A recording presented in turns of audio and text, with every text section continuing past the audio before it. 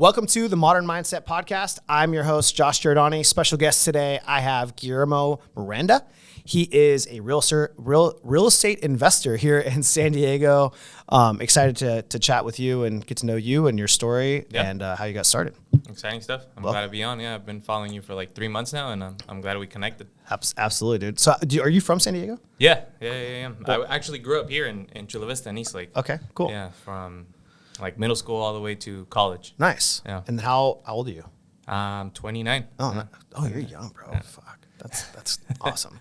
I look older though, probably, dude. No, it's just the beard. So how'd you get started in real estate? So before real estate, I used to own a Metro PCS store. Okay. I don't know if you're familiar with that. Yeah, cell phones. I owned that for 5 years, and COVID hit me, and just lost like 70% of my 100% of my business right during the shutdown for 3 months.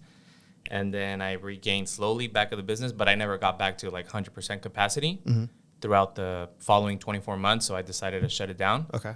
And that was in March 2022. Oh, wow. Yeah. And then immediately after that, got my license and then tried the realtor thing. Wasn't a fan of it.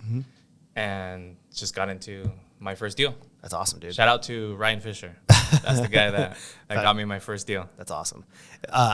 So my first job out of high school was a cell phone place. So I used to work at T-Mobile. Oh, right. You told me that. Yeah, it's funny, right? Yeah, T-Mobile back in the day. I did kiosk sales. Okay. So in Carlsbad, I worked at the Carlsbad Mall, and we had to like hound people down to come and try to sign them up for cell phones. Yeah. I mean, this is back in 2007, maybe 2007. Yeah.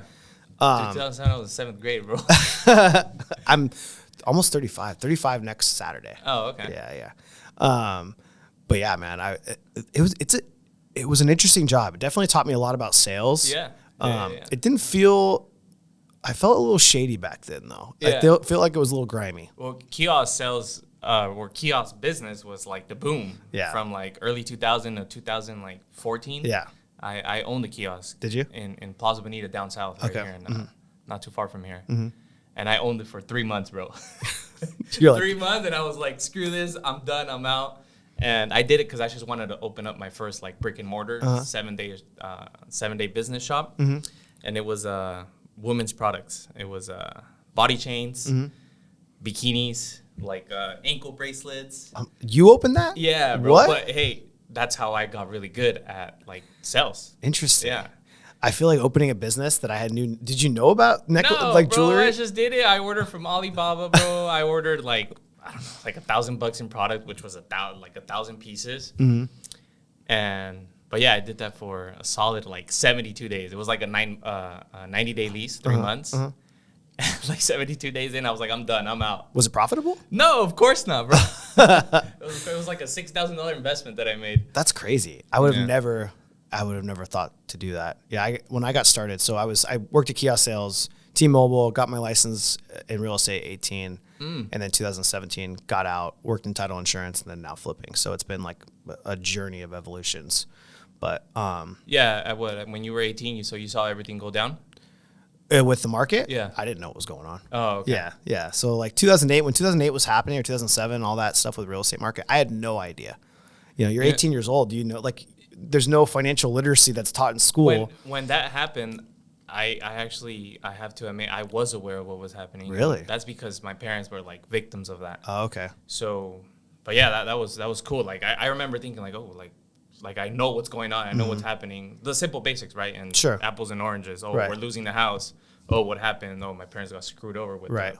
I didn't know it was a ninja loan, right? The acronym for it. Sure. But I knew that they were definitely not qualified. Right. Yeah. And that they got screwed over with the ARM. Yeah, I did know that. Those loans back then were, I mean, it was gnarly. So when I got into real estate, my dad, he had REOs directly through the banks. Sweet. And then I got my short sale negotiator designation as a realtor. So I learned between both of those. So I understood that we were in a recession. I just didn't have financial literacy in terms of this was a great time to buy a house, right? Like looking back, like we all look back now, we're like, oh man, like I wish I would have been able to. What's that mean? Yeah, would have been able to buy something back then. But now it's different. Now work a little smarter and understand like when there's good deals out there to jump on them. So how did you have for your first deal? What was this? 2022. 2022. Yeah. Okay. Yeah. Closed my shop March. Got the realtor's license in May. 4 months after that, in August, got into contract for the first flip. Yeah. Wow, that's crazy. And no experience with buying a house before that? Yeah, so I bought my first rental, a duplex, in 2021. And so keep in mind that whole time I was looking for a flip. Okay. Yeah, before I even became a realtor or anything, I was like, I want to get into flipping. And no luck. No luck. I was at the big block office. And Mr. Fisher, I call him Uncle Fisher. He came by, and I think he heard me like talking about it. And he's like, "Hey, I might have a deal for you." And then 2 months later, we were in contract. That's awesome. With the first deal, yeah, right here in Chula Vista as well. Okay. Yeah. How did you come up with the money? Did you? So I've always been a saver, right? Okay. Good. Right? Yeah. I was always super cheap, and yeah, I definitely had my capital saved up. That's good. So yeah, when I got the deal, I had all the funds. All the funds. Yeah. So what does that deal look like? So let's go with the numbers, just out of curiosity. Yeah. So typical, right? 20% down. The deal, I picked it up for $510. Okay. So it was like $105,000 cash to close plus fees and all that, closing costs, hard money costs. I think the total was like $123,000 if I'm not mistaken, cash to close, and put like $125 into it. And keep in mind, by the way, the first so let me tell you about the seller. This was a really interesting owner. He was addicted to opioids. Heroin? No. Oh, you touched your hand, so I'm no, like, is that like needles? The medicine that you do to not do heroin. Do you guys know that? Ooh, I have no idea. No? Yeah. Well, it's a medicine to make you avoid shooting heroin and all, whatever. So this guy was addicted to drugs, and when we were having the conversation with me and Ryan about like the deal and the pricing and all that and getting him out, it was a pretty bad hoarder house as well. He would like fall asleep. I don't think I'm supposed to be saying that. But yeah, I would buy this guy his 12-pack of Bud Light, and I would bring him roll tacos or a California burrito. And the whole time, and I was like, dude, this guy isn't gonna get out, right? This could really like turn bad really quick. But long story short, we got family involved, and we got him out of the house.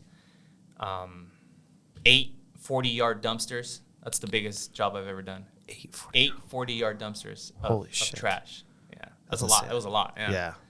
So was it a hoarder house? Yeah. Okay. Plus 2 haul trucks, by the way, for all the furniture.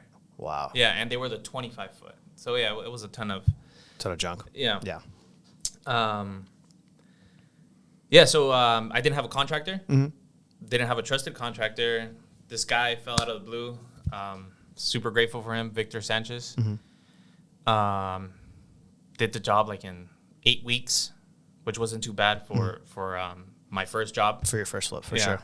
I and then sold it for $850. Okay, so 510, 510, including the wholesale fee. Okay, yeah, 510, 120 in rehab. Is that what you said? Yeah, solid. And then what'd you say? 850. Yeah. 850. 850. Okay. Yeah, we were in contract for 900. So 100 plus K on your first flip. Yeah, definitely. Yeah. I mean, that's pretty fucking good for your first deal. That's why I'm super grateful for Ryan Fisher. Yeah. Shout out to him again. Yeah. And that's why we have our deal together. We have another deal coming together. Nice. But yeah, that's my first flip. That's my first red tag also. Oh, wow. Yeah, with the city. Yeah. No for way. a garage conversion. Okay. Yeah. And you still got it done in 8 weeks, and you were still fine? Yeah. Oh, that's good. Yeah, no. Yeah, nice. It's just right having the conversations and problem solving. Of course. That's what I learned. Yeah, we were in contract for 900. Took shaved 50 grand off. Paid for plans with ADU Geeks. Yeah, you're familiar with them? Yeah. They got it taken care of. Got the plans written up like in 2 weeks, drawn up in 2 weeks, submitted, and the buyer had peace of mind, and that's it. Yeah, we were able to close it. Yeah. Nice. It was like a total of like a 90-day job. That's awesome. Yeah, from getting the keys to exiting it.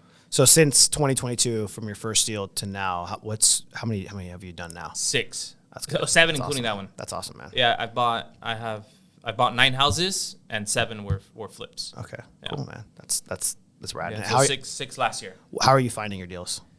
Relationships. Cool. Speaking with people like you. And then that's mainly what I want to focus on, right? If I want to get double digits, 10 to 15 deals is really focusing on relationships, systems, and structures, and that's what I want to focus on this year. Absolutely, dude, that's awesome. Yeah, and you're doing some door knocking here and there too, right? Yeah. I try to once a week, and I don't just go door knocking. I go driving for dollars. Sure, yeah. Pull up, put on the emergency lights, put my windows down, grab my phone in case if something happens. I make sure I can call or record. Yeah. And then just go knock them, drop off my door hanger, and then keep knocking the next week. And then I'll know if they know who I am since they picked up the flyer. And now that I keep dropping it off, they'll be like, oh, this freaking annoying guy. It just doesn't stop. Yeah. And then I get them on the phone. Right. And then most of them tell me to screw off Of or course. not interested. I have 20 of you calling me. Right. But I say, how many keep knocking? Yeah. And then I was like, oh, okay. I've had like couple owners say, hey, you're persistent. If I ever do, it'll be you. Mm-hmm. And that's what makes you different from the competition. For sure. No, that's amazing, dude. What I feel like I'm thinking about me starting investing, like my first deals, I don't think I would have ever had the balls to do it by myself. So I partnered with someone for a long time. Yeah. Until I finally felt comfortable. And I think it was probably, 25 or 30 deals before I ever felt comfortable to start doing my own, which is interesting that you just went and jumped straight through. So did you have construction experience or anything like that? No, bro, I can't even put up anything. No, no, man. And I'm not embarrassed to admit it, but I mean, I should know how to put up a damn freaking mirror. I can't put up a painting. So all right. Yeah. So I'm not judging you. I know we were talking about camping outside, and you were like, "Yeah, I can't even pitch my own tent or set up my camping equipment." I'll go camping all day, but I need the right crew for it. I'm the same way. Yeah, I got you, dude. That's crazy. That's inspirational for sure. Yeah, I know, right? And I noticed that a few months after I did that first deal, I was like, dude, like not many people go in, head first and by themselves, and let alone risk their own money. Not having any experience, but confidence, right? Yeah. I mean, to have a few, 100,000+ in the bank in order to do your first flip, I think that allows you more confidence. Yeah. I think for most people, when they get started, they watch, Instagram and all these things about how you should raise capital and raise private money. And so, like, if you don't have any money in the bank and you're trying to do your first deal and you're raising money for it, that to me is scarier because one, you're risking other people's money. Yeah. And then for you to not know how to do it without your own money in it, you're I don't think that's calculated risk in my opinion. I really think using your own money for your managing. Yeah. I think using your own money for your first few deals is so important to show proof of concept, learning. I think every deal that I've done, there hasn't been one that's been the same. Yeah. Or been super smooth or super easy. There's always something that comes up.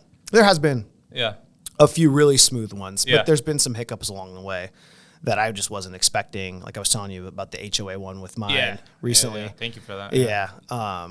Where like there was a litigation and now they couldn't qualify they had to put more than 20% down. So it's things like that where you're like, why did I not know that? Yeah. Why was that not something that I was, so you're always going to learn new things. Let's say that to the audience, because if you're going to buy a condo, like this just happened to Josh, if you want to explain. So I bought a condo in Oceanside and we accepted an offer. Thankfully, it was way more than what I initially anticipated that we were going to sell for. And we, the buyers are putting 10% down and we got kickback from the HOA because there was, from the lender because there was a litigation. Yeah. And, as dumb as it is, one of the neighbors has a stairs going up that needs repair. And they refused to move out of the condo to have the stairs repaired, which is why the litigation is there. Yeah. So then the insurance dramatically increased. They were required to put 20% down or go non-QM or go FHA. Or no, it was only non-QM. So anyhow, I had to credit them $18,000. So HOA has some decision-making with the lender. Pretty much. It's more of the insurance. So the lender felt like it was risky to lend without more money down. And so I think their insurance policy Well, I don't think that they actually could have lended on it. They had to put 20% down in order for their same points and their same interest rate. So which is why they would have had to go non-QM. So interesting learning experience. Is it a big deal? No. Thankfully, I bought it right. So it's at the end of the day, it's just one of those things where I chalk it up to say, hey, next time I'm going to be a little bit more cautious and we're going to call the HOA and find out if there's any litigations or anything on there. But we didn't see anything on the HOA documents. So that was something that was interesting as well, is that you would think that something like that would be flagged as I'm buying it on the front end. So title should bring it up or something. Yeah, but it's not. So it's just how you told me before we started. The condo that I'm buying, he made me ask the agent who brought me the deal, and I guess I just learned that we can't accept an FHA offer, right? Even though we have the 90-day rule. But still, I mean, it's good to know, right? So I can't accept an FHA offer. I mean, thankfully now with loans and things like that, you can put 5% down conventional and all that. Maybe you can still go VA, just not FHA. Or you can talk to your lender and see if they can do, there's a way for them to put it on the FHA list. I just don't know if it's the owner occupancy that's the problem with it, which could be it. Okay. There's more non-owner occupied in the community versus versus owner occupied. So it's all interesting things that we constantly learn about. Yeah. So what are some new things that you're working on?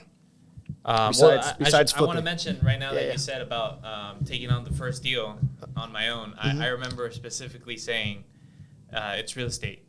It's going to sell. And I remember that was like the thing that made me do it. And then the other part was it's just money. I remember I was like, dude, it's just money. I can get it back. Like I've been able to do it a couple times. But yeah, those are the two things that made me say, F it. Yeah. Fuck it, let's do it. Yeah. That's the one thing that I've always had is the abundance mindset. Yeah. Spending money on marketing, having employees, buying deals, maybe feeling uncomfortable at certain points, but knowing that you can make it back. Like if you've done it once, you can do it again. And I think that's so important to realize is that you can't be scared. Like scared money doesn't make money. Yeah. And I've always had that in the back of my head. And once I've done something one time, I can always do it, continue. I feel like it's repeatable. Yeah. You've shown proof of concept. Yeah. Yeah. I used to have that on my whiteboard. Scared money don't make money. And I used to have, I had another little note on there, something about like, as long as you manage risk, something like that. So, but yeah, what's going on right now? Nothing, man. A big reason why I wanted to do this podcast with you was because I want to get out of my comfort zone. Yeah. And I've been hesitant on putting content out there. And I know it'll benefit me, but I also want to be able to provide value first and then have it come back to me. So yeah, this is like a step forward for me. So of course. That's why I'm really grateful that we're doing this. Yeah, absolutely, man. And as I was telling you, content as far as like when I'm on site, when I'm door knocking, all that fun stuff. Yeah. Showing the sexy and showing also the bad.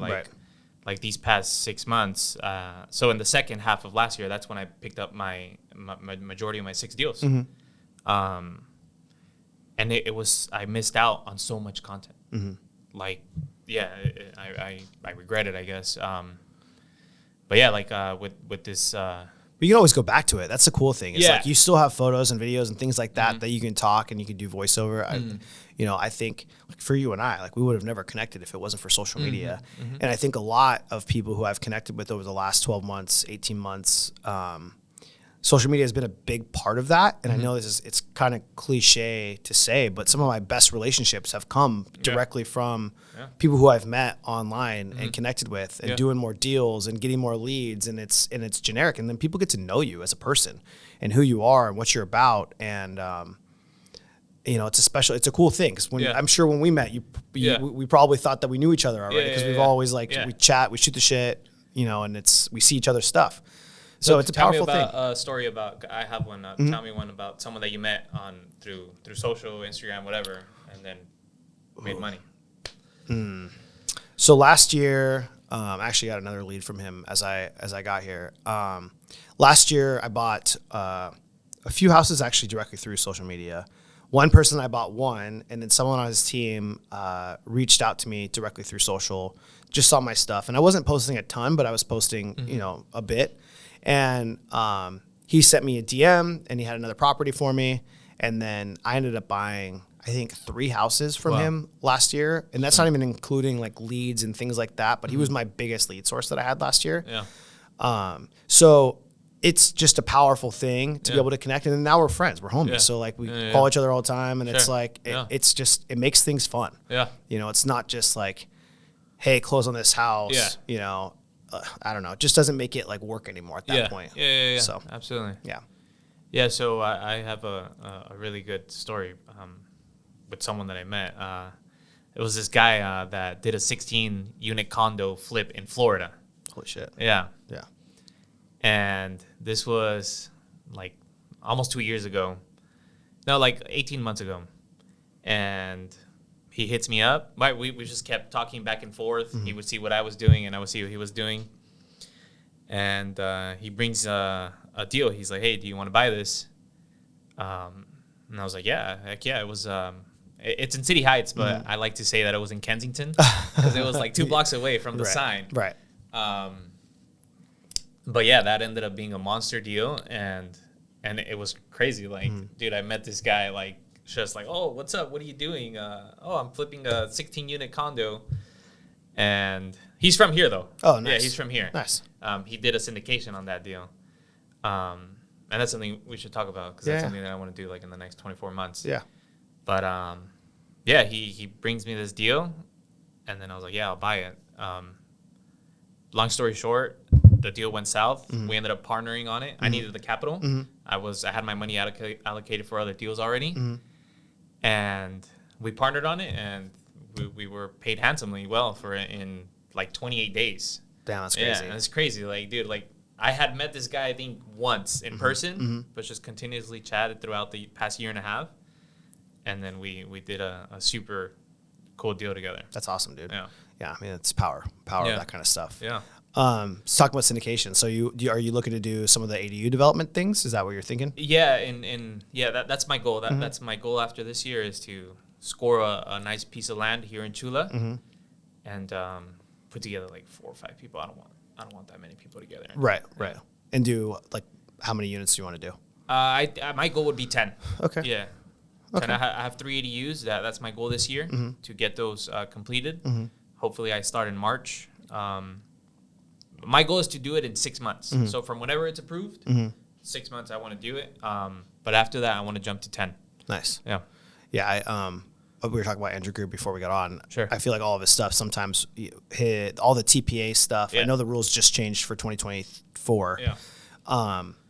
But all of that has definitely got me intrigued and learning about zonings and the FAR and how high you can go and how many units you can put on and all that stuff. And I definitely would love to do one. We got a lead for a 61 unit, but not a development deal, just undervalued. The guy was. Oh, I saw you post that as well. Yeah. And he was noticed a default. Which is crazy because a lot of the commercial stuff is coming due with them having to refi. So I think he's probably, probably a mom and pop, doesn't have a ton of money to have to put down because when he goes to refi, interest rates are double or triple what they were when he bought it. Yeah.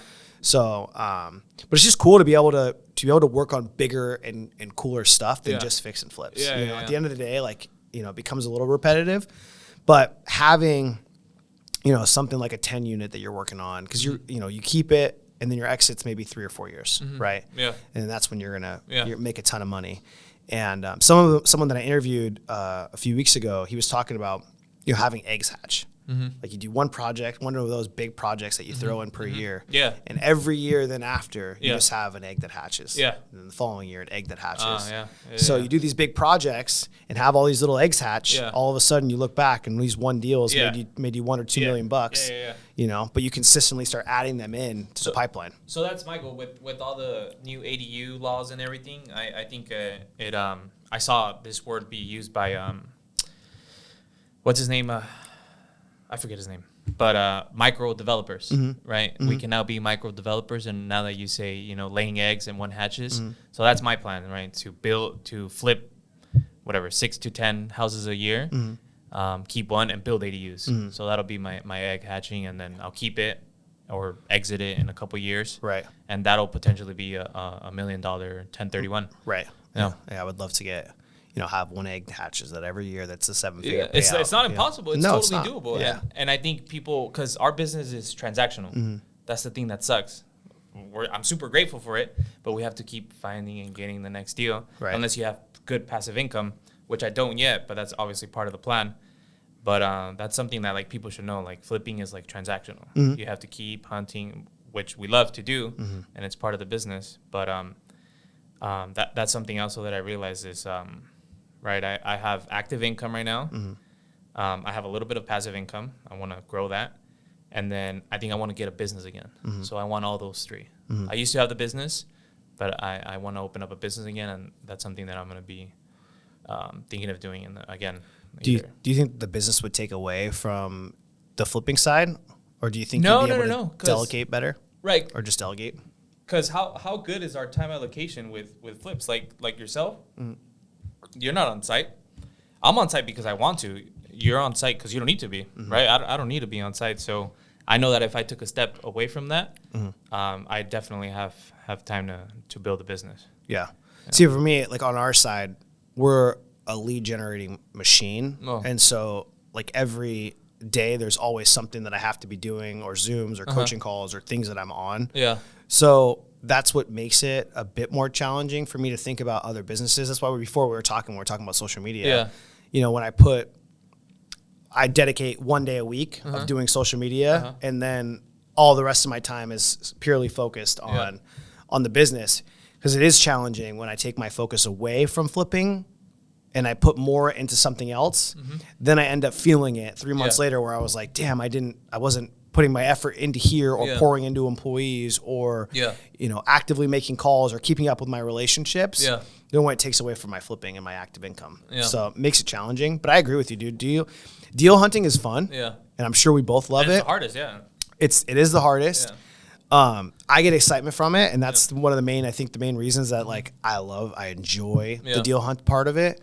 But at the end of the day, we are constantly having to fill that pipeline, and it does become exhausting, which is why I think the development plays, adding more rentals to the portfolio, being able to keep a lot more deals, is so important, because at the end of the day, it's like, deal hunting is cool. It's great. It would be nice to get to a point where you can just have those deals coming to you versus constantly having to work for them, because you have all the passive income that you want to live your life that you want to live. Yeah, regarding the passive income, man, I think that's ultimately the way to go, man. There's nothing that can go negative about having passive income. It's hard to, and then here, something that I just remembered. Have you know Matt Davies? Yeah. Yeah. Have you had him on? No, we actually just met recently at Marcel had a Marcel Bonet. Yeah. He had a party at his house, and I met him there for the first time. I saw Matt Davies dancing in the video. Yeah. But he said something that right now that we're talking about passive income, that really opened up my eyes. It was well said. He said, in order to be a high passive income producer, you must be a massive. In order to be to have good passive income, you must be a massive income producer. So that's what he was talking about. Like, he flipped a lot, and now he's getting into the rental game. Sure. So like, people think, oh, you can buy a rental, and then no, you need to have that good active income. You need to make a lot of money before you start getting into rentals. No, 100%, because problem comes up all the time. Right, I know with my rental, one of them is a piece of cake, and the other one is just a nightmare. So it's still, especially right now with a high interest rate environment, you're not cash flowing on anything. So to be able to cash flow in today's market, there's really no such thing as passive income. Right. Maybe passive appreciation or passive equity, right, for the time being, until you can refi into a lower interest rate. But that becomes challenging because you're putting more money down. So the cost to get into the rental game is more expensive. So in reality, you need more active income. You need more high income earning skills in order to get into the rental game. People jump into the rental first, and they're bleeding through money, right? Because they're going negative on these deals. They're buying Airbnbs that don't pencil out. They're buying remodeled houses that don't have equity. It's like, what's the point of doing that? To me, that's not an investing strategy. No, absolutely not. Yeah, I was grateful. I bought my first duplex. I got a like a 2.3. So yeah, everyone was cash flowing with that. Right? Yeah. Right. Yeah. But yeah, right now the other thing I wanted to mention is with finding deals. Did you ever find yourself like this is something I wanted to share where it was like sketchy, it was scary? Have you ran into that? Yeah, multiple times. Yeah. Yeah. This the one that I remember from most recently, he had a gun on his table when I walked in. Yeah. And it just made it, obviously, when someone has a gun out, it just makes you feel super uncomfortable. Yeah. So I tried to avoid it. I was like, oh, maybe, is it okay if you put that away? Like jokingly, like trying to make sarcastic jokes about it. Yeah. Oh, he's like, oh yeah, same, oh yeah, no problem. He's like, I just always keep it out on my countertop, whatever. It's like that's the same. Yeah. Yeah, one of those good old boys, and I'm just like just kind of weird. Like you have people over, and then you have your gun on the counter, for what? Yeah. I don't know. Yeah, same with this deal that I closed in November. Same, he did a sarcastic joke. He had a gun in right here in a little bag, and then he also had it in his loose shorts. And he's like, "Yeah, I always carry a strap with me." And I was like, "Dude, can you?" I said, "I have it on video." I was like, I also like made like a nervous joke. I was like, "Why are you carrying a gun, man? Like, dude, put that thing away." But in reality, I was scared. You know what I mean? Right. I was like, "Dude, this guy looked like he's done something. He's all whatever, tatted and everything." Like look like a gang member? Absolutely. Yeah. Oh yeah, no. Yeah. This guy definitely was. He threatened me during the escrow. He was like, in Spanish. I don't think he thought I spoke Spanish, right? I looked hella Mexican. But he goes, "Te voy a," something about 6 feet under. And I was like, what? I was like, and then I responded in Spanish. But yeah, it was during the cash for keys moment. There was a misunderstanding, $1,000 short. Of course, I ended up giving it to him because he had a gun, right? Of course, yeah. I was like, I'm not gonna lose my life for $1,000. But yeah, that was scary. Dude, the world's a weird place. Yeah. I've never been a gun person, Amazing. like to own a gun or anything like that until something happened to me this last year. Yeah. Where I instantly went and got my license and got a gun. So that's what's influencing me right now. Yeah. And then afterwards, the guy who trained me, who's actually coming on the podcast in 2 weeks, he was an ex-Navy SEAL. He had his concealed carry. He's like, I can help you get your concealed carry and do all that. My wife thinks I'm crazy, but like at the end of the day, it's like when we're going on appointments like this and like you just have all these weird scenarios. I mean, all these shootings and all this shit that happens. You just never know. Not to say that it's necessary to have it. I guess it's just one of those things where maybe you feel protected. Yeah. And I don't know. It's a weird thing. I don't know that I would even consider carrying it all the time. Yeah. But also too, it's like, watches or cars or whatever. Like you just want to feel safe. Yeah. And you see all these, even people in broad daylight in LA getting their watch stolen from them or getting beat that's up. That's what my algogram has right now. It's just me too. Reasons to get a gun, so that's why I'm thinking about getting my license too and picking one up. Yeah, same, dude. I went and now I have one for the house, and I'm glad I did. Yeah. To be honest, I feel much more safe now that I do. But the laws in California with guns is just it's gnarly, man. Like if someone's kicking in your door, unless you, and this may be wrong, but this is what I've heard. Unless you see them with a firearm or they're in your house threatening you, you can't shoot them. Yeah, and you can't shoot if they're running away. Yep. Stuff. Yeah. All those little things. There's all these laws. So I definitely need to. I want to be able to understand them more. Yeah. I know if someone's in your house, like that would be the only reason. If like I woke up and all of a sudden someone's there. Yeah. You can shoot them. So. And that's the reason why I don't. We're talking about guns now, but. That's the reason why I don't want a pistol, because if someone's outside of my house, I could only say, hey, I have a gun, versus if you have a shotgun, right? You freaking, what is it? What do you call it? Pump it? Yeah, they're going to hear that and they're going to run away. You know what I mean? Yeah. So, if I get a gun, I'm going to get a shotgun. Yeah, we have full-on surveillance now. So, like, our house looks like Fort Knox. Yeah. And we can talk through the cameras, but they're, like, full-on surveillance cameras like we're drug dealers. So, it's at this point, it's... and we get notified if like a fucking bug comes by. It's crazy. But that's when shit happens to you where you have to kind of get gut checked a little bit and make sure your privacy is safe. Yeah. So what guns are you looking into? You're looking into a shotgun? So I'm not an enthusiast yet, but yeah, it's just a simple shotgun, bro. Yeah. Nice. I'm sure that's why I don't want to get into it, because just like watches, then you want more. Guns, I feel like I'm going to want more. Same. And then I'm going to want to get a safe. And then I'm going to want to get a hidden safe. Well, you're then I'm going to want to get a bunker. I don't know if you've seen bunkers now. No, that's my algorithm right now, bro. It's just full of like bunkers for like $150K. And I was like, hey, maybe I could do this for $50K. Yeah, I definitely, if you start having kids, do you have kids? No. If you start having kids, you need a safe, because I think it's required. But when you don't have kids, you can have it next to your bed or in a holster.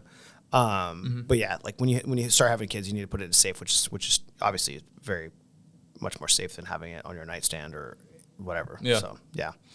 But yeah, dude, I think it's so important to just be aware, even if you do, like with guns. I'm just glad that I know how to shoot a gun now too. Yeah.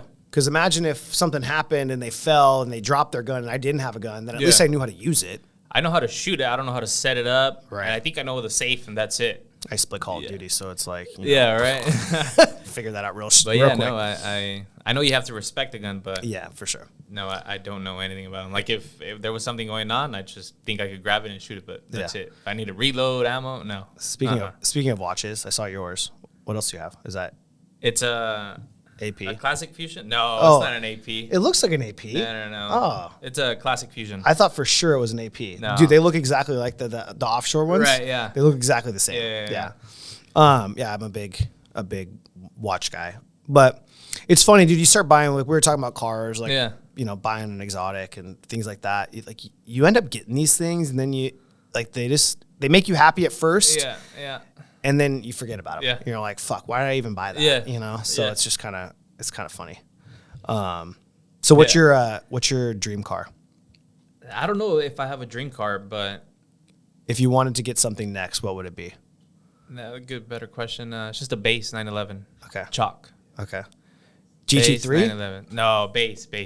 Okay. I'm afraid that I'm going to want to, I don't know if I'm going to become a car guy or a 911 enthusiast, but. Well, having a Porsche is technically you're like a car enthusiast, because most people who buy that's what Porsche. I've heard. Yeah. Right.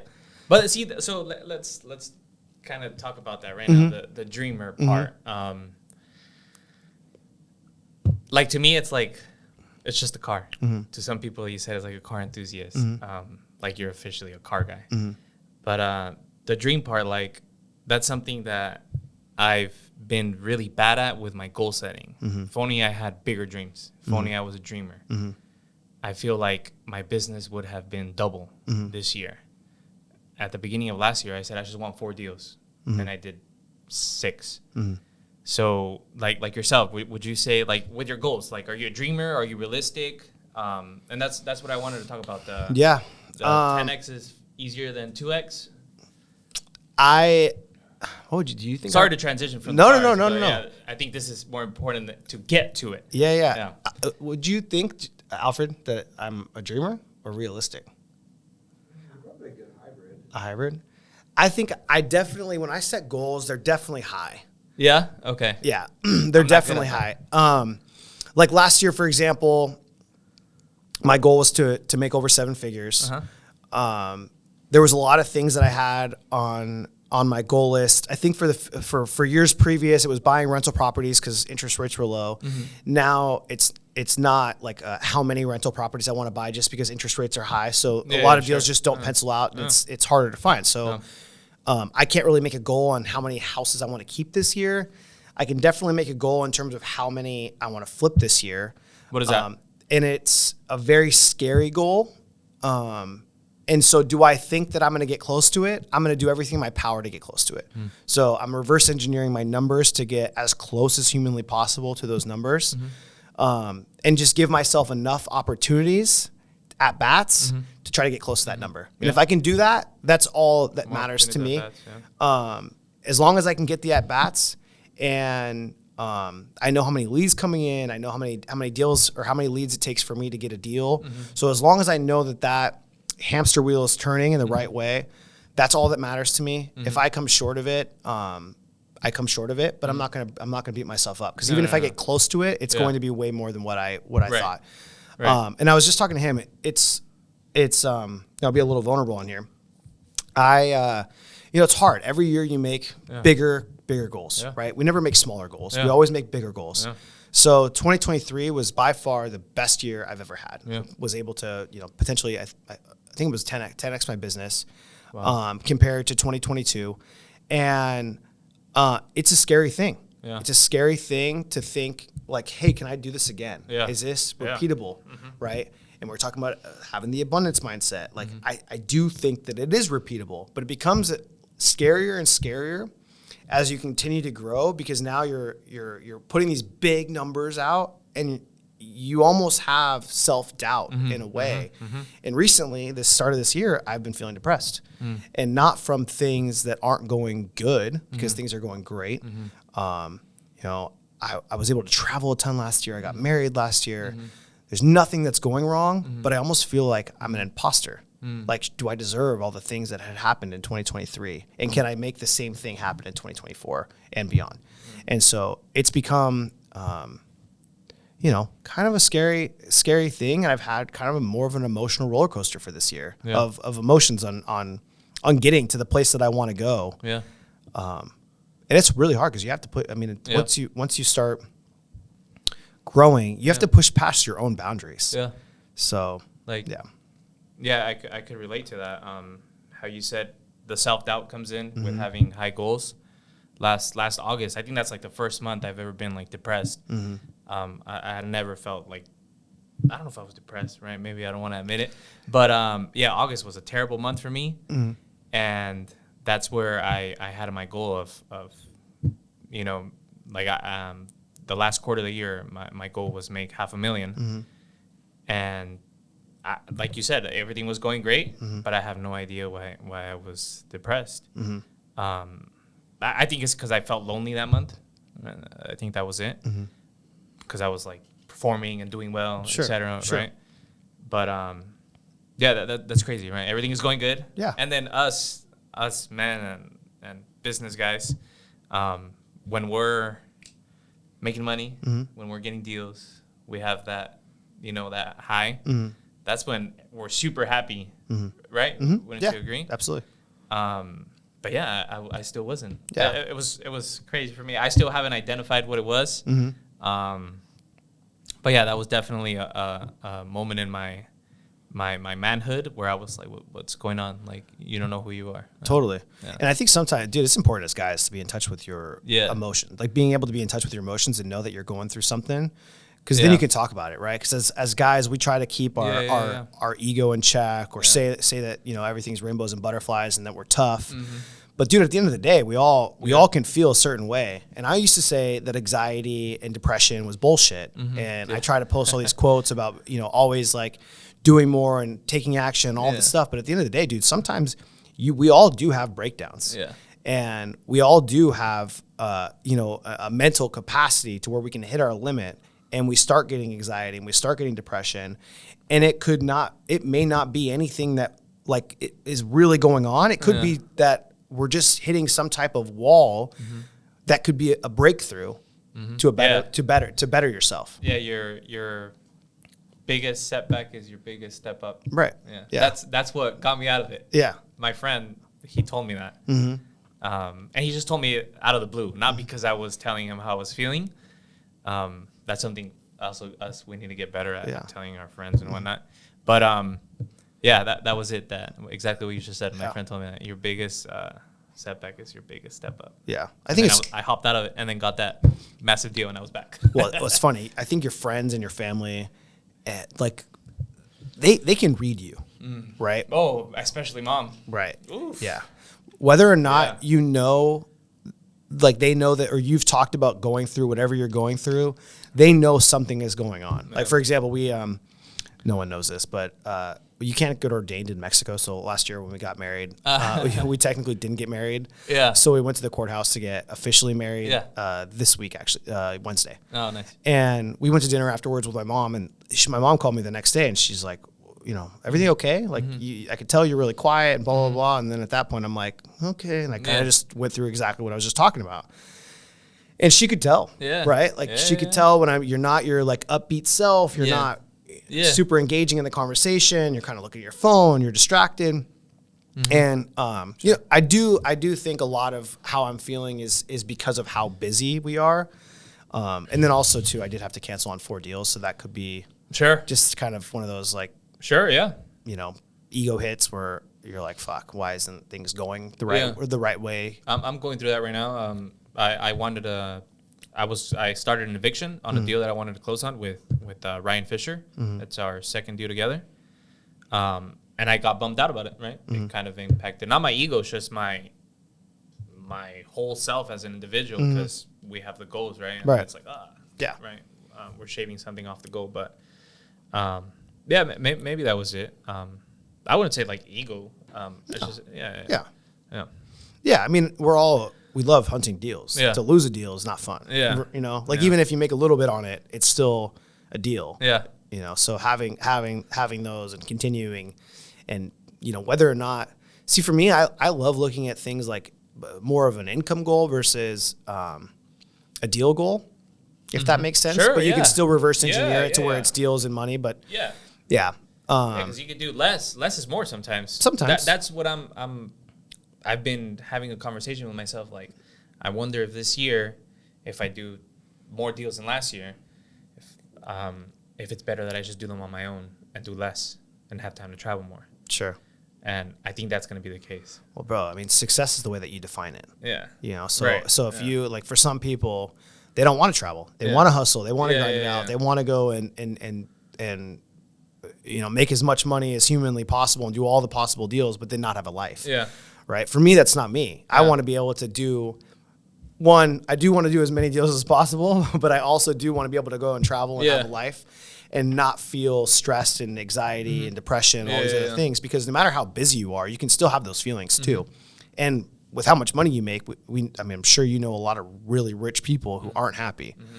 So it's good to have the balance of the two. But it's hard once you get to, 4 deals a month or 2 deals a month or 3 deals a month. It becomes draining. But I do think you're being very humble on your goal. I definitely think you doing 6 or 7, you can definitely do more than that. I back to the 10x is easier than the 2x. I know I can double it, but I want to focus on 10xing it in the next like 3 to 5 years. And I'm okay with sacrificing that, focusing on the systems and structures. Like you said you have a lead generation machine. I want that. That's what I want. Right now I have the money machine. I want the lead generation machine. Right. Yeah, but for right now, that could be you. Right. Right. Like a big thing for that, like we were talking about relationships and stuff. I mean, like if you're looking for free marketing sources and things like that, you don't necessarily need a system yet, but like I think doing more outreach for agent stuff and getting more free deals, you can very easily, like, think about 10 more relationships like a Ryan Fisher. You just 10x your goal. It's so easy. But it's just so easy to quantify.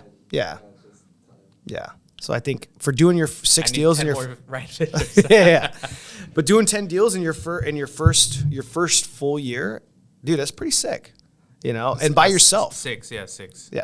No, I partnered on 2. Yeah, but did you find them? No, those were with the people that brought me the deal. Okay, gotcha. I mean, 6 deals, you should be able to easily do 12.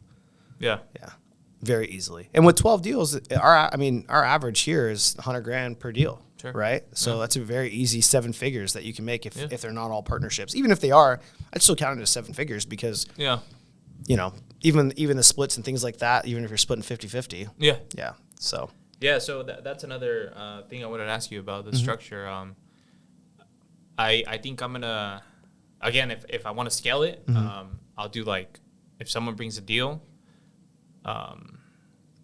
like 70-30, I put up the capital, I have all the resources. If you bring the deal, you get 30% plus the buy side and the realist side. Because technically you're getting like 48%, like 46% when you factor that in and you have no risk. You know what I mean? Right. And even if you have no capital, you don't have to put up capital.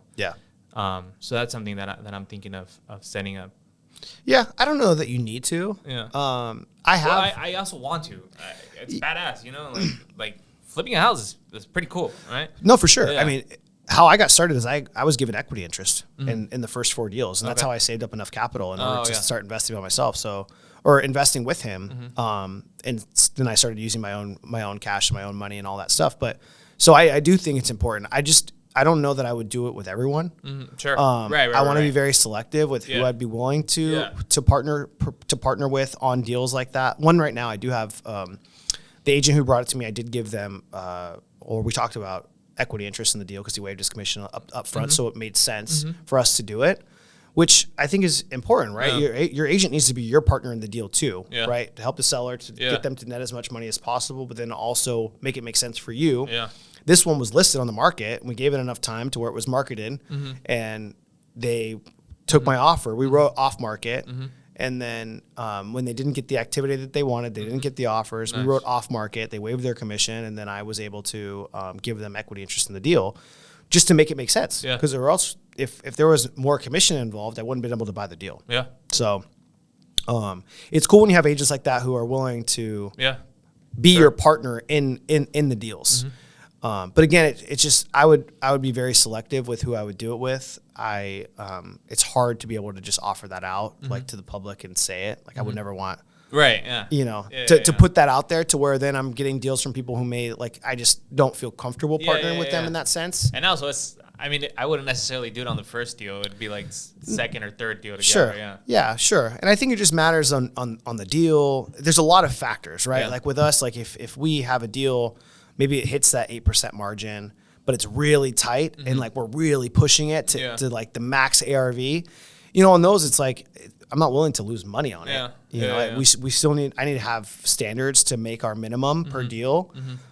It's just like when you look at deals, right? There's you have a buy box. I have a minimum profit per deal and I have a buy box. And if I can't meet those criterias, then it's not worth it for me with team and employees and things like that. So I think. Yeah, it's being a little selective. It's like dating, having a type, Yeah. Sure. Yeah.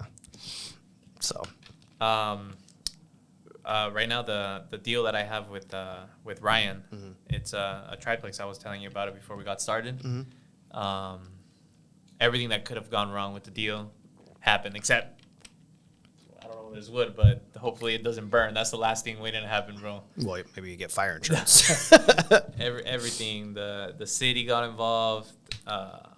They freaking robbed from the equipment, the materials, and that was set to close 2 days ago, Wednesday. And now we're figuring it out. And that's the most capital intense deal I've had. And yeah, I just want to get it over with. I don't even care about making profit on it anymore. Yeah. I feel you. I mean, that definitely happens. There's ones, I went over budget on one that I have right now. I also knew that we were going to go over budget, so I only requested $150 for rehab. And so I was like, I'll just use the rest, my own cash to fund the difference.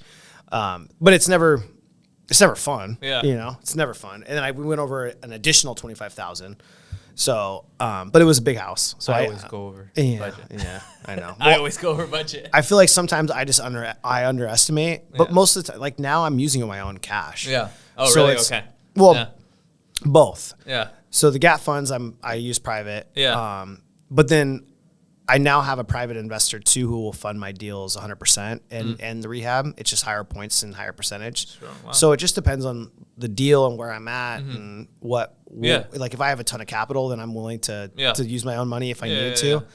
But it's hard. I mean, most people, private investors, I feel like anyone that I've talked to recently, they want equity in the deal. And I'm just like, it's just not, no, I'll just use my own cash. So sure. It's like, just exactly. Yeah. Exactly. Yeah.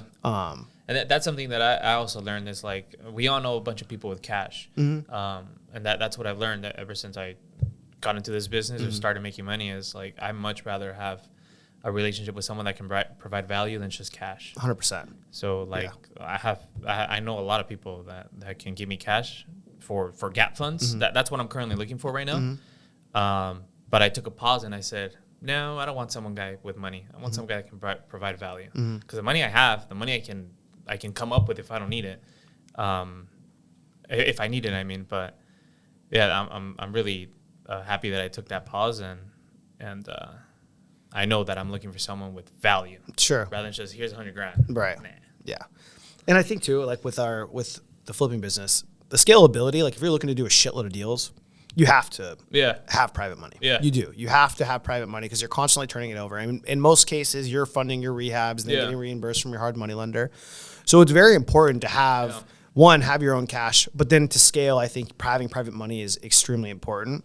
Mm-hmm. So sometimes I do get in my own head about, I'll just use my own money. But then like let's say 2 months from now and I use my own money on deals and so I have a ton out, where then I get like 4 or 5 deals in 1 month. They're super good deals. Yeah. And I'm like, shit. Yeah. Like now I'm kind of in this position of like stuck. You're going to raise more money. So, I think it's just in order for scalability, raising private is very important. But I agree with you 100%. Yeah, I ran into that. I had, I think 4 deals in between September and October. Mm-hmm. And I remember, I'm sure this has happened to you. I was waking up like at 3 a.m. And it took me like a couple weeks to realize, why am I waking up? And I was like, holy shit, because I have all my money out. And that's when I was like, oh, time to look for gap funds. Yeah, right. Yeah, having money out will definitely keep you up at night. Yeah, I didn't realize that until someone was like, my business partner that I did that Encanto, that Kensington deal. He's like, hey, buddy, you know why, right? Yeah. He's like, because you have a bunch of deals. And I was like, oh, shit, that's so true. Yeah. I was like, 100%. Yeah, 100%. What is there anything else you want to touch on before we wrap up? I actually want to hear you speak on again back to, like you said, right? It was very pivoting. The 10 versus the 2x. Like how do you feel? Because I think you said you haven't heard it. I haven't heard that one. No. Okay. Do you remember what he says about? The concept is like not focusing on doing double the business, but like focusing on the 20% and scrapping the 80, so that way the 20% that makes the most money, you just like go into the next. Yeah, it was really eye opening because, like you said, you read Grant Cardone 10x. Like this guy's just because it's a psychologist, right? Or it's the opposite of what Grant Cardone is saying. It's not like 10x the output. It's like really thinking and like less doing. Yeah. So working smarter, not harder, basically. Sure. Yeah. It's something like if you want to double your business, all you need to do is change 20% of your life. And if you want to 10x your business, you can keep 20% of your life, but you need to change 80%. And then when I looked within with that, and I was like, oh, I need to change a lot of stuff. Or there's a lot to change if I want to 10x. And it just breaks it down much easier. And, definitely give it a listen. I'm going to have to listen to that. Yeah, I mean, there's definitely, like, over the years, I've had to make changes in my life to get to the next level. Whether that was, like, drinking and partying and going out all the time and being around different friends that may have not have added good value to my life. And then same thing, like you kind of reflect on more action, more systems, more processes, different things that help you leverage time, money. But yeah, I'm definitely a book listener. And then the other part that I took away from that pod was just a simple question to ask yourself: what's your impossible goal? So to have impossible goals. So I did that. I broke it down. I started it Q4 of last year. That was my $500,000. Didn't make it, but I applied that again for this first quarter and for this whole calendar year. So what was your impossible goal last year was $500,000? No, for Q4. Q4. Yeah, for Q4 was to make $500,000. Yeah. Okay. So what's your impossible goal for 2024? $2 million. Okay. $2 million. I have confidence that I can do it. I don't think I will. Don't have self-doubt, bro. No, it's not self-doubt. You said it. It is, right? It is self-doubt. Yeah, you're saying that you don't know if you could do it. Yeah. If you believe you can do it, you can do it. Sure. Yeah. I believe I can do it, but there's no but then. Back to the dream and the realistic of me. The dreamer that I've never had. Bro, Fuck, you gotta go make a vision board or something. Get yourself. I used to do all that. No, but if only I was a dreamer, bro, I think I would have done better for myself. I think you'd be here if you weren't a dreamer. Yeah, I agree. I appreciate that, but it's just I need to shoot higher. But this is the first time that I'm shooting high. That's what I'm trying to say. Dude, I'll hold you accountable, bro. You got it. I think there's a lot of people who I think don't or underestimate themselves. That's the word I was looking for. A lot of people who underestimate themselves on what they're truly possible of. And it is really important to just know that you can do it. Like I in terms of this year, I have no doubt that I can. It's just scary as fuck. Yeah. Right. I have the right tools. I have the right resources. I have everything in place to do what I want to accomplish this year. And it's just scary as fuck. Yeah. Scary is different than saying you can't do it. Right. I think anything can be scary with you still believing and thinking that you can do it. But you have, there's one thing I keep listening to things that say you have to believe that you can do it. And there's no doubt in your mind or else you won't be able to accomplish it. Yeah. So you truly have, like truly deep down, you need to like, there's no self-talk there. Yeah. Like you have to tell yourself that you can fucking do it because you can. So. Right now, when you said underestimating, I don't think I underestimate myself, but I think what's holding myself back from the next level, and this, we can use the $2 million goal, is something that I saw on TikTok. It's I'm not very good with memorizing quotes, but the growth you're looking for is in the work that you're avoiding. And when I saw it, I was like, I know what I'm avoiding. Yeah. Right. It's trauma. It's abandonment. I quote like to minimize it, but I know what it is. It's abandonment and trauma that I know will make me 10x. I think it's just writing down the shit that you don't want to do. You know, the other day. So I don't make cold calls anymore, and I don't like mine just comes from a relationship, and then my team helps with the rest of the shit. Dude, yesterday I went on the MLS and started making calls. Wow. I haven't done that in years. You know, like I have not done that in years. But dude, after I got off the phone, I was like, "Fuck, this is easy." Yeah. You know, this is easy. And to be honest, I got 2 potential deals out of 1 phone call. Yeah. So it was like, wait, why am I not making these calls? I do an hour activity to build more relationships, to get better referral partners that can potentially land me 2 deals that can make me multiple 6 figures. Yep. Yeah. An hour of time. Yeah. To build a relationship with someone to where you can potentially change your life and hit the bigger goals. So, and that's me doing prospecting activities doesn't even include what our goal is, because our goal is just for my acquisitions team. So if I put in anything more, you didn't say your goal, by the way. I asked you how many. I think it's so big you don't want to share it. I don't want to share it. Yeah, it is so big. I'll share it off camera. But but yeah, my goal this year is reversed for my acquisitions team to hit. Yeah. Anything else that I do on top of it is icing on the cake. So, but right now, I'm in the mind frame of like the feeling depression and the anxiety and all those things. I just start doing action shit to then hope that it goes away, right? Because it's the fear of... right now that you said the framing, they also talk about framing. I think right now, I've heard you say 3 times right now that I'm depressed. We have to stop saying that. And he talks about like you're creating that framework and 100%. You're identifying yourself as that. You're so right. And that's really helpful. I started changing. Everything becomes from your language, right? The words we use. And by the way, something I've been wanting to say, us men like compliments. So I like how your ring matches your watch and the black you wear. Yeah. I see that. I always wear black. Yeah. And rose, it matches the rose gold. Ever rose, bro. Yeah. Ever rose. Yeah. It's definitely my color. Yeah. This ring, I have my jeweler, he gave me like 7 different options. Sweet. And so, I like this one. Definitely like this one the best. Did you get that from a jeweler or from the AD? I got this one from the AD. Nice. Yeah. The ring I got from a jeweler. San Diego? Nice. The one from the UTC mall. Oh, okay. Cool. Yeah. So I built a relationship with the guy at the UTC mall.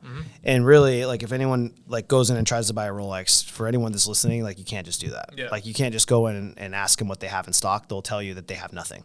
Right. So I was going in probably once every other week. You know, if I was shopping or whatever, I just pop in to say what's up to him. And, he put me on the list that they have. They don't have lists. Yeah. So one day I just went in. I was like, oh, do you have anything new? Do you have anything that, like, I may be interested in? He's like, oh, I only have a ladies watch. I looked at it and I was like, cool, I'll get it. So I bought one for my wife. Nice. And then he enjoyed the transaction so much because it was like, I just did not give a fuck. Right, I was just like, give me that watch that I know I'm going to lose value on. And then literally 3 weeks later, he called me as I was at a happy hour with the wife and some friends. And he's like, hey, do you want this one or do you want this one? And my option was this one with the baguette. That's what but I it want. was the not the ever. It was the not the white dial. It's like gray. Uh-huh. I forget the name off. Sundust. The Sundust dial. Yeah.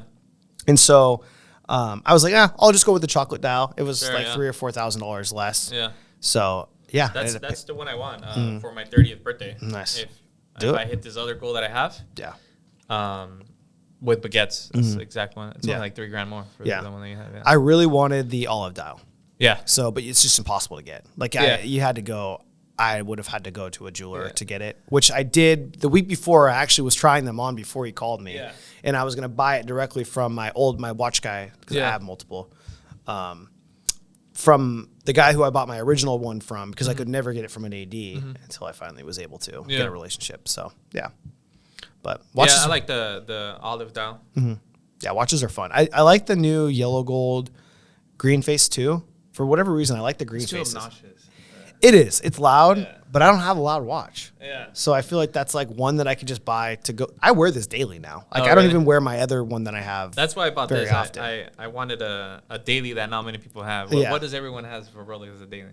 Datejust or Submariner. Yeah, and sub. I was like, I don't want a sub. Yeah. I refuse to have my, a sub. My old one is the Datejust Wimbledon rose gold silver. Oh, okay. Yeah, I like that one. It was too noisy, but yeah, I have the. I don't ever feel like it was too. I don't feel like that, but maybe. You had the two-tone? The two-tone. Yeah. The Ever Rose in stainless steel? Yeah. I liked it. Yeah. I tried it on once and I was like, whoa, this. You know why I didn't like it? It gave me an ego lift. I don't want that. Yeah. And I still haven't tried that on because I don't want to. You know, it gives you an ego, which is good, right? That's what we wear. It makes 100%. You feel, you deserve it. Yeah, I'll let you try it on. Cool, bro. Well, thanks for coming on. I appreciate you. This is fun. Yeah, shooting the shit. Yeah, and hopefully we can do a deal together, work together, make some money together, win together, and let's get together. Man. Love it. Cool. Appreciate it. This was fun. Thanks for watching, everyone, and stay tuned for the next one.